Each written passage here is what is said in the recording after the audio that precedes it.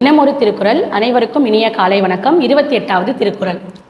நிறைமொழி மாந்தர் பெருமை நிலத்து மறைமொழி காட்டிவிடும். குழந்தைகளே, இது ஒரு சின்ன கதை மூலயமா கேட்கலாமா? நோபிட்டா டோரேமானும் ஒரு உரையாடலுக்கு போறாங்க. அங்க அந்த பெரியவர் சொல்றத எல்லா குழந்தைங்களுமே ஆச்சரியமா கேட்குறாங்க. அப்போ நோபிட்டா டோரேமான் கிட்ட கேட்குறான், நோபிட்டா ஏன் இந்த பெரியவர் பேசுறத எல்லாரும் இப்படி ஆச்சரியமா கேட்குறாங்க அப்படின்ட்டு. அப்போ டோரேமான் சொல்றான் நோபிட்டா கிட்ட, நோபிட்டா அவர் மற்றவங்களுக்கு உதவி செய்கிற பயனுள்ள வார்த்தைகளை பேசுகிறாரு.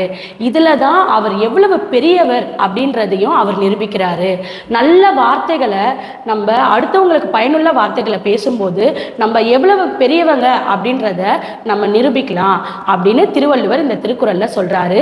நிறைமொழி மாந்தர் பெருமை நிலத்து மறைமொழி காட்டிவிடும். மீண்டும் அடுத்த திருக்குறளுடன் நாளை சந்திப்போம். நன்றி, வணக்கம்.